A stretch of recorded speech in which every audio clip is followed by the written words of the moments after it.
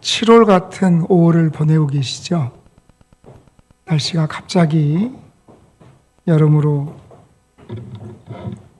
훌쩍 다가가서 그래도 우리 옆에 있는 분들에게 이 더위 가운데에서도 함께 얼굴을 뵈서 너무 감사합니다. 주 안에서 환영합니다. 같이 인사합니다. 주 안에서 환영합니다.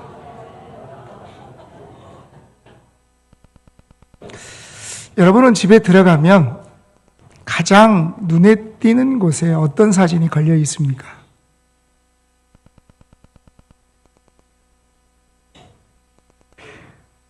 누구나 집에 가면 한때 이런 사진들이 걸려 있었죠. 어떤 사진입니까? 결혼식 때 사진입니다. 참고로 초상권이 있는 한 분이 보정을 요구해서 조금은 보정했다는 것을 말씀을 드립니다. 여러분, 어쩌면 우리는 이 사진을 보면 이 사진은 결혼 생활 가운데 가장 화려하고 가장 아름답고 가장 행복한 순간일 것입니다. 그래서 이런 사진을 보면 두 사람은 얼마나 빛이 나는지 모릅니다. 그런데 이 사진을 찍은 다음날 눈을 떠보면 어떤 일이 우리에게 펼쳐집니까? 그 화려함은 사라지고 아름다움은 온데간데 없고 현실이라는 시간들이 우리를 기다립니다. 그렇게 빛나던 신부의 눈에는 어느 날 아침에 눈곱이 끼어 있고 평생 내 편인 줄 알았던 남편은 어쩐지 늘 남의 편만 드는 것이 우리들의 삶의 모습이라는 것입니다. 그렇게 멋져 보였던 신랑이 양발을 아무데나 벗어던지고 그렇게 타정했던 신부는 어느 날부터 잔소리의 대가가 되었습니다. 결혼은 이렇게 사진 속의 환상이 현실에서 부딪히는 과정이라고 생각합니다.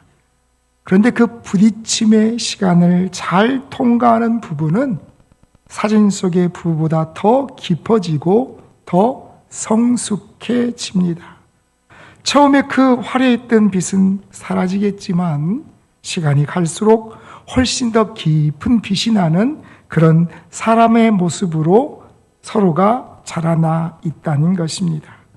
그래서 결혼이라는 것은 식장에서 찍은 그 한 장의 낭만적인 사진이 전부가 아니라 결혼식 날 다음부터 시작되는 긴 시간의 여정이 그 시간 동안 함께 살아내는 것이 결혼이라는 의미라고 생각을 할 수 있습니다. 여러분은 이런 결혼 생활 가운데서 가장 중요한 게 뭐라고 생각하세요? 결혼 생활 가운데서 가장 중요한 거는 많은 사람들이 사랑이라고 대답을 하겠잖아요. 결혼식장에 가면 항상 우리가 듣는 단어 사랑. 그런데 정말 그럴까요? 금슬이 좋기로 유명한 지미 카터 전 미국 대통령의 부부가 있습니다. 이 두 분이 77년 동안 함께 사셨던 분들인데 우리가 잘 아는 것처럼 이 두 분은 아주 신실한 성도들이었습니다. 결혼 70주년 기념일에 한 기자가 카터 여사인 로잘린 카터에게 질문을 합니다. 두 분이 이렇게 오래 사랑하며 사신 비결이 무엇입니까? 라고 물으니까 이 로잘린 여사가 이렇게 대답합니다. 사랑은 10%고 90%는 용서였습니다.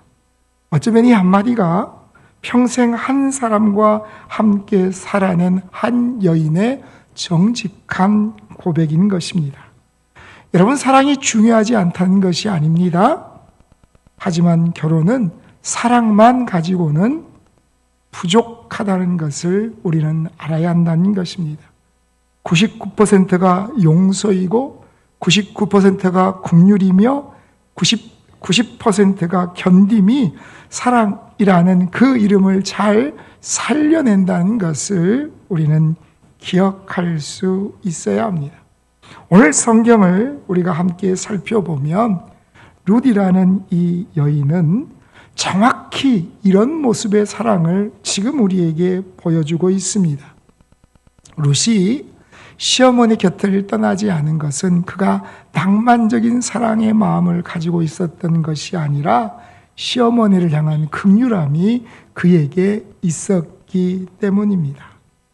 모든 것들을 잃어버린 시어머니를 향한 가장 깊은 헤아림이 룻에게는 있었습니다. 그리고 이것을 진짜 사랑이라고 우리는 이야기합니다. 오늘 본문을 우리가 한번 그림을 그려보면 이런 그림이 그려집니다. 모압 땅 한 모퉁이 길 위에 세 여인이 서 있습니다. 나오미라는 늙은 여인이 가운데 서 있고 두 옆에 며느리였던 오르바와 룻이 있습니다. 나오미는 모든 것을 잃어버린 그런 사람이었습니다. 남편 엘리멜렉도 그리고 두 아들들도 잃어버렸습니다. 그 시대에 한 여인이 남편과 아들을 잃어버렸다는 것은 단순히 가족을 잃어버렸다는 의미가 아니라 생존 기반 모든 것들을 잃어버렸음을 의미합니다. 그래서 나오미는 이 두 며느리에게 뭐라고 이야기합니까? 너희 친정으로 돌아가라는 것입니다. 너희는 아직 젊으니까 새 인생을 살으라는 것입니다. 이렇게 권면하니까 두 며느리는 울기 시작합니다. 뭐라고 이야기합니까? 안 가겠습니다. 그런데 시간이 흐르면서 두 사람의 길이 갈라집니다. 그것이 오늘 본문에 룻기에서 우리에게 증가하는 말씀인데 우리가 1장 14절을 다시 한번 읽습니다. 그들이 소리를 높여 다시 울더니 오르바는 그의 시어머니에게 입맞추되 룻은 그를 붙쫓았더라. 아멘. 룻이 어떻게 있다고 성경은 말씀합니까? 붙쫓았다라고 말씀합니다. 똑같은 자리에서 두 며느리가 서로 다른 행동을 보입니다. 오르바는 시어머니에게 입맞춥니다. 그리고 어머니를 떠납니다. 하지만 룻은 시어머니를 붙쫓았다라고 성경은 증거하고 있습니다. 이 두 며느리가 사랑이 없는 사람들이 아닙니다. 다 사랑을 합니다. 그래서 오르바도 시어머니에게 그 사랑의 표시로 입맞춤을 합니다. 그런데 이 입맞춤은 작별의 입맞춤이었습니다. 그런데 룻은 끝까지 시어머니를 떠나지 않고 그를 붙쫓았다라고 성경은 말씀하는데 여기서 붙쫓았다라는 의미는 한 몸처럼 붙어서 떨어지지 않았다라는 것을 의미하는 단어입니다. 히브리어 언어의 이 단어는 다바크라는 단어를 사용하는데 이 의미가 결코 떨어지지 않고 한 몸을 이루다라는 의미라는 것입니다. 붙쫓음이라는 단어는 단순히 가까이 있는다는 뜻이 아닙니다. 여러분 본드를 가지고 두 개를 붙여요. 그리고 시간이 지나면 마르겠죠? 그럼 어떻게 돼요? 잘 떨어져요? 안 떨어지죠. 일부러 힘을 가해서 떨어지면 어떻게 돼요? 떨어지는 게 아니라 찢어지겠죠. 이게 붙쫓았다라는 의미가 되는 것입니다. 성경에서 둘이 함께 가장 깊은 결합을 나타내는 단어가 이 다바크라는 단어라는 것입니다. 그러면 이 단어는 성경에 언제 가장 처음 등장할까? 그것은 창세기 2장 24절입니다. 같이 읽습니다. 남자가 부모를 떠나 그의 아내와 합하여 둘이 한 몸을 이룰지로다. 아멘. 여기서 합하여 이 단어가 다바크라는 단어를 사용했다는 것입니다. 하나님께서 처음 부부를 만드시면서 사용하신 이 단어가 룻이 시어머니에게 보여준 이 행동의 단어와 동일한 단어임을 성경은 우리에게 증거하고 계시다는 것입니다. 남편과 아내가 한 몸이 되는 것처럼 룻이 시어머니 나오미를 향한 붙조침은 단순히 며느리가 시어머니에게 효도하는 이야기가 아니라 부부의 진짜 사랑이 무엇인지를 보여주는 결정적인 장면임을 성경은 우리에게 보여주고 계십니다. 이 붙조침은 네 가지의 의미에 함께 결합된 것을 증거하는데, 우리 오늘 본문 룻기 1장 16절부터 17절까지 같이 읽습니다. 룻이 이르되 내게 어머니를 떠나며 어머니를 따르지 말고 돌아가라 간곤하지 마옵소서. 어머니께서 가시는 곳에 나도 가고 어머니께서 머무시는 곳에서 나도 머물겠나이다. 어머니의 백성이 나의 백성이 되고 어머니의 하나님이 나의 하나님이 되시리니 어머니께서 죽으시는 곳에서 나도 죽어 거기 묻힐 것이라. 아멘. 룻이 고백하는 붙조침은 나오미 한 사람을 위하여서 자기의 가는 길, 자기의 머물 자리, 자기의 정체성, 그리고 자기의 신앙을 모두 내려놓음을 의미한다는 것을 우리가 바라보기를 소원합니다.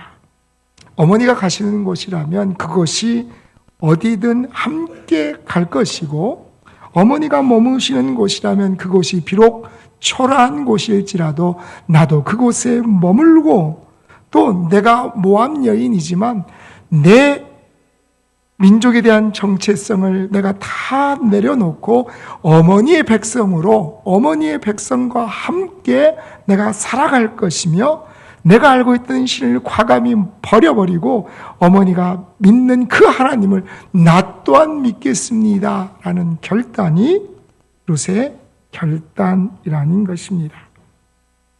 지금 시어머니 나오미에게는 남아있는 게 거의 없습니다. 남편도 떠났고 아들도 죽었고 미래도 보이지 않습니다. 고향으로 돌아가지만 그의 손은 빈손입니다. 어떻게 보면 나오미의 인생 가운데 가장 힘들고 어려운 시기가 바로 이때인데, 룻은 그런 시어머니의 그 힘들고 어려운 때에 그의 곁을 떠나지 않고 오히려 더 가까이 다가가고 있음을 성경은 말씀하신다는 것입니다. 왜 그럴까요? 룻이 시어머니를 사랑하는 그 사랑은 조건이 아니었기 때문입니다. 우리는 이것을 신학적으로는 언약적 사랑이다라고 이야기합니다. 여러분, 결혼식 할 때 신랑과 신부가 대답을 하죠. 신랑은 신부를 사랑합니까? 그러면 신랑이 뭐라 그래요? 글쎄요. 이러면 결혼이 할 수가 없어요. 뭐라고 대답을 합니까? 네. 그러면 또 신부에게, 신부는 신랑을 사랑합니까? 그러면 네 하고 대답을 할 거 아니에요. 여러분, 서로 간의 약속입니다. 어떤 약속입니까? 슬플 때나 기쁠 때나 건강할 때나 아플 때나 부할 때나 내가 가난할 때에도 함께 살겠습니다 하는 이 약속이 외부의 어떤 환경이 다가와도 변하지 않겠다고 고백하는 이 약속이 언약적 사랑이라는 것입니다. 성경에는 서로 다른 부부의 모습을 우리에게 보여주십니다. 위기 앞에 서 있을 때 그 부부의 진짜 모습이 드러나는데, 같은 위기를 부부가 어떻게 반응하느냐에 따라서 그 부부의 진짜 모습이 밝혀진다는 것입니다.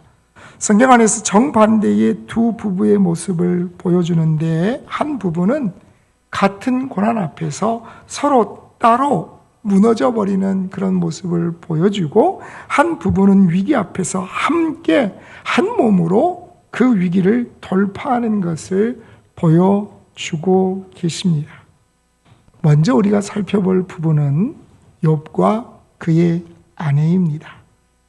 여러분, 욥은 어떤 사람이었습니까? 성경은 이렇게 말씀합니다. 동방 사람 중에 가장 큰 자였다. 양 7,000마리, 낙타 7,000마리, 소 500결이, 암낙이 500마리. 현대 자산으로 이게 얼마나 될까? 챗GPT한테 물어봤더니 현대 그 자산으로 환산하면 약 250억 대래요. 우리가 볼 때는 에게 이러잖아요. 그런데 여러분 그 당시의 수준으로는 이게 동방에서 제일 큰 기업가였고 사업가였고 부자였다는 거예요. 그리고 무엇보다도 욥은 순전하고 정직하여 하나님을 경외하며 악에서 떠난 자라고 성경은 증거합니다. 그런데 어느 날 하루아침에 이 모든 것이 무너졌습니다. 소와 나귀와 낙타들은 다 약탈당합니다.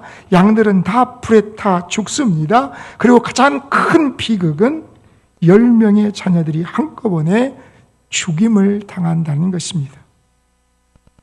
같이 있던 집이 무너져서 그 안에 모든 자녀들이 죽습니다. 그것까지도 모자라서 욥은 머리 끝에서부터 발끝까지 온갖 종기가 가득해서 정말 힘든 시간들을 보냅니다. 그때 욥의 아내는 욥에게 절규합니다.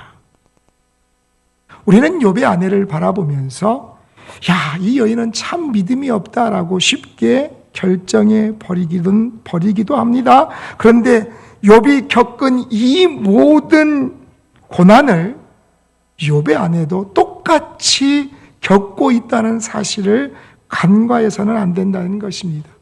10명의 자녀가 하루아침에 다 죽임을 당했습니다.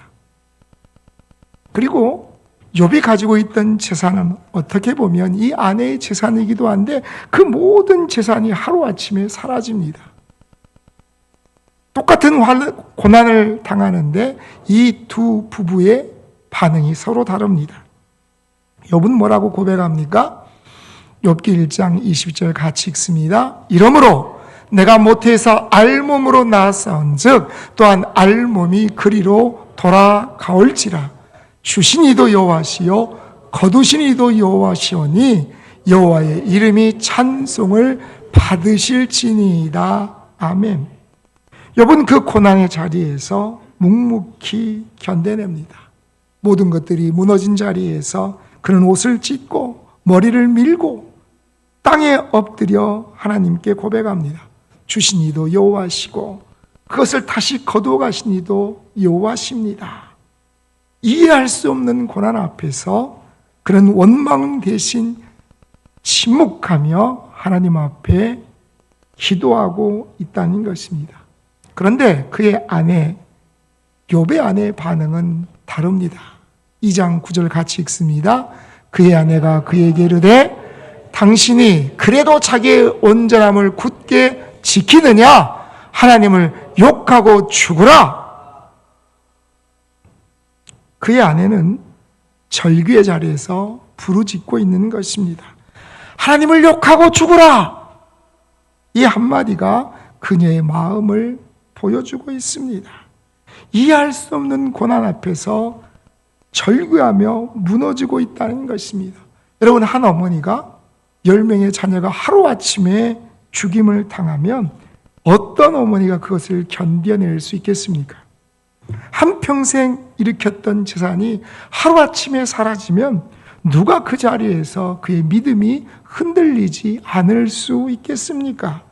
그리고 한평생 하나님을 경외하며 살아왔던 남편이 도무지 이해할 수 없는 종기 때문에 가려워서 정말 고통 가운데 그것을 긁고 있는 모습을 보면 그 어떤 아내가 그 자리에서 무너지지 않을 수 있겠냐는 것입니다.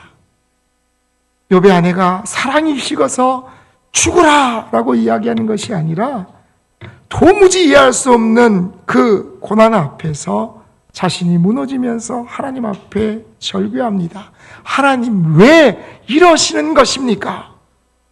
이것이 욥의 아내의 외침이었을 것입니다. 성경학자들은 여러분 성경의 욥의 아내가 이렇게 하나님을 욕하고 죽으라 라고 이야기하고 욥을 떠났다고 기록되어 있습니까? 아니요. 욥기 어디에도 욥의 아내가 욥을 떠났다는 그런 기록이 나와 있지 않습니다. 그리고 나중에 욥의 모든 것들을 회복하게 하실 때 하나님이 다시 7 아들과 3 딸을 주실 때 욥이 새롭게 결혼했다는 이야기도 기록되어 있지 않습니다. 그래서 성경학자들은 욥의 아내는 욥의 곁에 남아 있기는 했지만 모든 것이 무너져 내린 원망의 자리에 서 있었을 것이다 라고 이야기하는 것입니다. 욥의 아내가 믿음이 없어서 무너진 것이 아니라 너무나 고통스러웠기 때문에 무너졌다는 것입니다. 우리도 인생에 도무지 이해할 수 없는 그런 고난이 닥치면 때로 이렇게 반응할지 모릅니다. 여러분, 같은 부부라고 해서 한 위기를 2 사람이 똑같은 방식으로 견딜 것이라고 기대하지 마십시오. 한 사람은 그 위기를 침묵으로 견디겠지만 또 다른 한 사람은 절규하면서 보낼 수 있다는 것입니다. 한 사람은 기도하면서 하나님 앞에 매달리지만 어떤 사람은 하나님 앞에 분노하며 그 시간을 지날 수도 있다는 것입니다. 한 사람은 견딜만 하다고 생각하지만 어떤 사람은 도저히 견딜 수 없다고 생각할 수도 있다는 것입니다. 그때 우리가 잊어버리지 말고 기억해야 할 것은 부부는 같은 고난을 만날 때 함께 견뎌야 하는 사람들인 것을 기억하시기를 소원합니다. 한 사람이 약할 때에 다른 한 사람이 그 약함을 안아주면서 서로의 약함을 서로 보듬어주는, 그래서 그 위기 앞에서 하나가 되는 것이 진짜 언약의 사랑의 부부의 모습임을 기억하시기를 소원합니다. 2 번째 부부는 어떤 부부가 있을까요? 성경에 등장하는 부부 가운데 우리는 브리스길라와 아굴라를 기억합니다. 사도행전 18장 2절 같이 읽습니다. 본도에서 난 유대인 한 사람을 만나니 글라우디오가 모든 유대인을 명하여 로마에서 떠나라 한 고로 그가 그 안에 브리스길라와 함께 이달리아로부터 새로 온지라. 아멘. 성경을 보면 남편 아굴라는 본도 출신의 유대인이었음을 알 수 있습니다. 어떤 학자들은 그가 원래 노예 출신이었다가 자유인이 된, 그래서 로마 제국에서 가장 낮은 그런 위치에 있었던 사람이다라고 이야기를 합니다. 그런데 브리스길라는 다릅니다. 그녀의 이름인 브리스길라의 라틴어 프리스카라는 것은 당시 로마 명문 귀족 가문의 이름이었다고 합니다. 그래서 그녀는 로마 시민이었고 명문 가문 출신이었을 것이다 라고 보는 견해들이 우세합니다. 그런데 이 부부에게도 한 위기가 닥쳐옵니다. 클라우디오 왕제가 뭐라고 이야기합니까? 유대인 추방령을 내렸습니다. 로마에 있는 모든 유대인들은 떠나라. 남편 아굴라가 로마를 떠나야 합니다. 여러분, 지금 이 로마는 이 2 부부에게는 일자리도 집도 친구도 그리고 모든 익숙한 것들이 있는 공간이었습니다. 그런데 그곳에서 떠나야 합니다.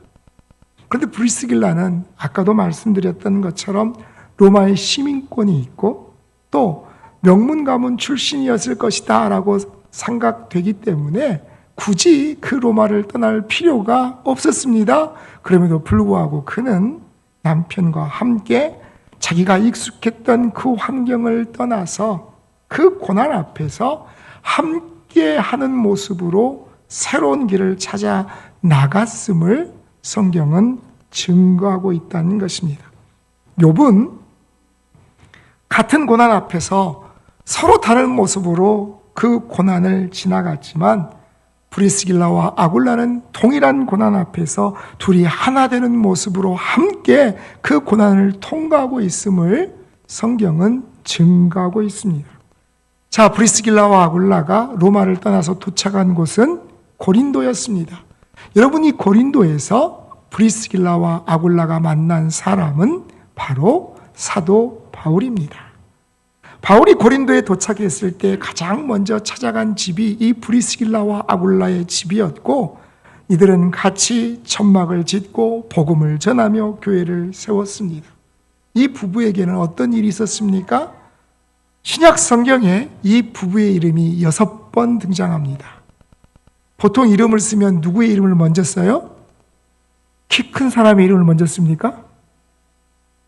남자 먼저, 여자 먼저 보통 이렇게 쓰잖아요.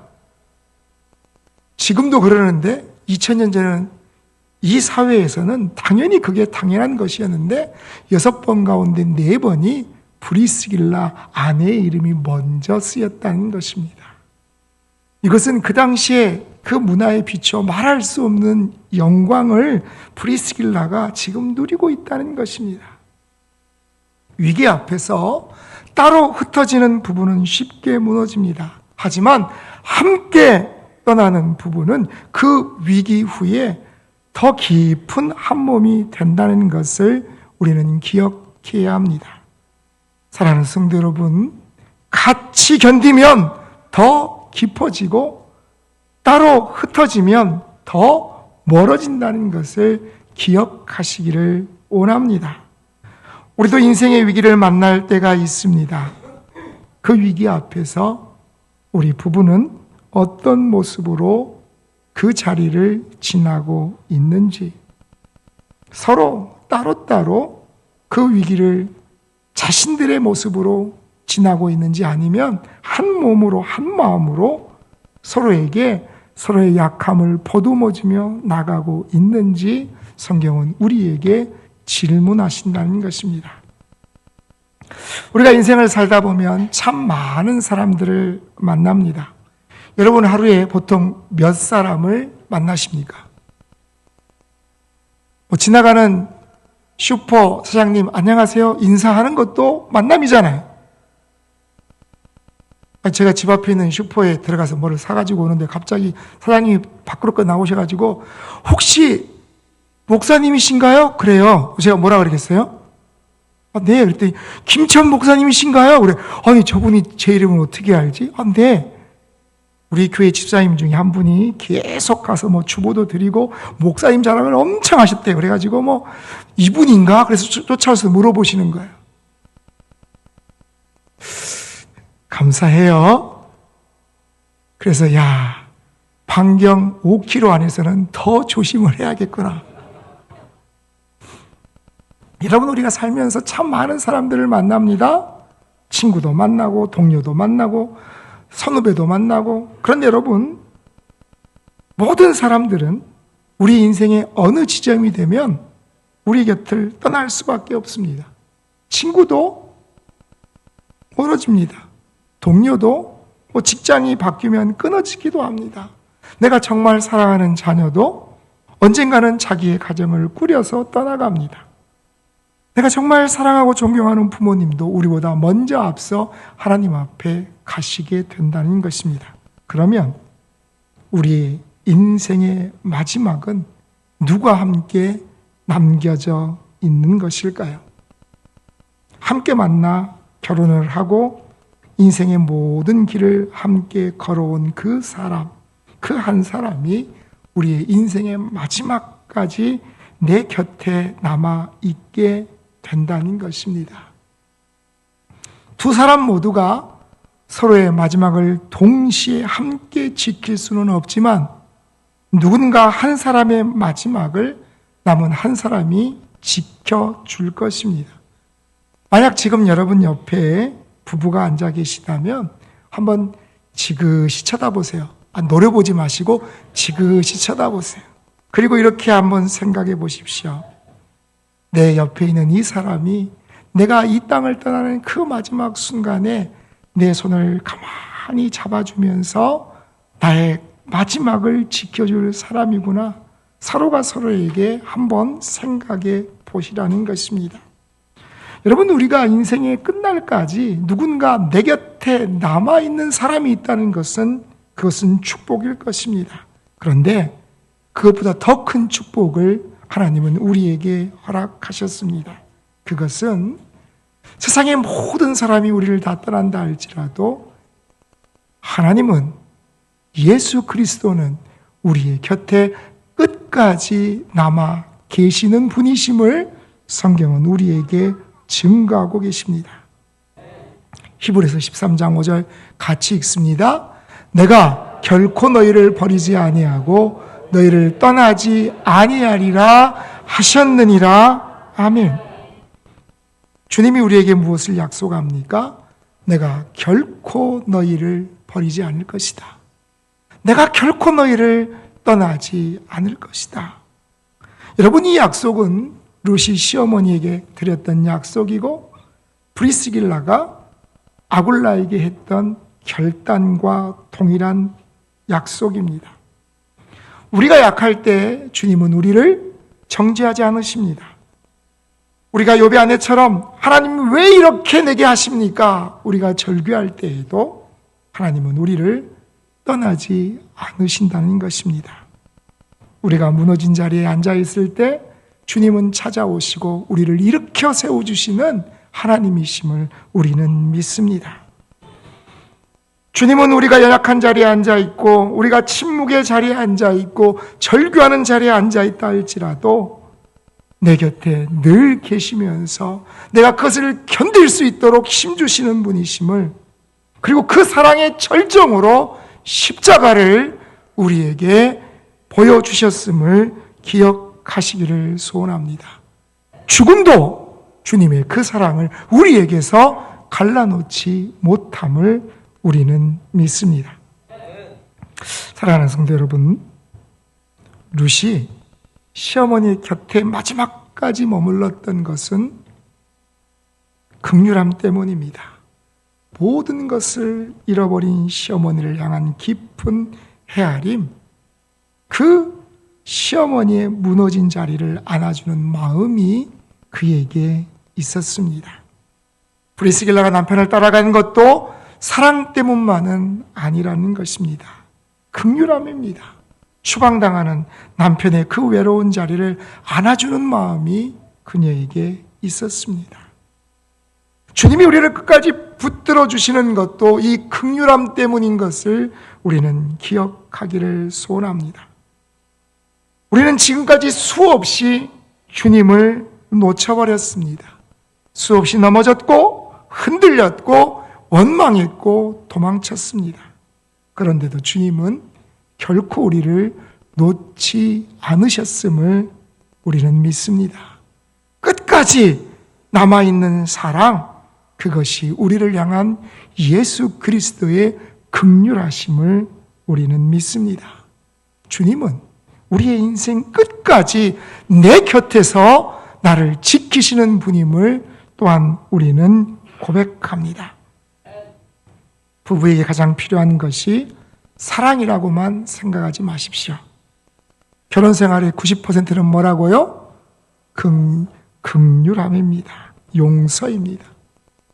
여러분, 긍휼함이 내 안에 있으면, 용서의 마음이 내 안에 있으면 우리가 그 어떤 어려움 앞에서도 그 모든 것들을 이겨낼 수 있는 힘을 하나님께서 우리에게 허락하실 줄 믿습니다.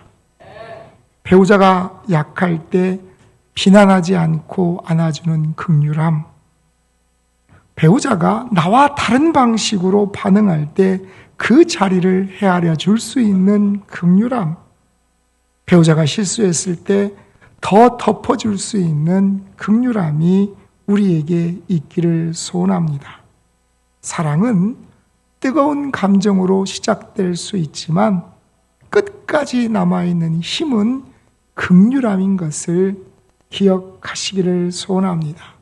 우리 모든 부부들이 위기 앞에 함께 일어서는 부부, 서로의 다른 반응을 정죄하지 않고 헤아릴 수 아는 부부, 배우자의 연약한 그 모습을 안아주는 부부의 모습으로 하나님 앞에 서가는 우리들이 되기를 간절히 축복합니다. 가정의 달, 특별히 오늘 청년주일, 우리 청년들, 하나님께서 내게 허락하실 그 배우자를 바라보며 기도할 때에도 하나님, 내가 긍휼함으로 하나님이 내게 허락하신 영원한 이 동반자, 내 평생에 하나님이 허락하신 귀한 배우자를 사랑하고 또 섬길 수 있는 그런 마음을 우리에게 주옵소서. 이것이 오늘 우리가 하나님 앞에 다짐하는 귀하고 아름다운 믿음의 고백이 되시기를 주님의 이름으로 축복합니다. 기도하겠습니다.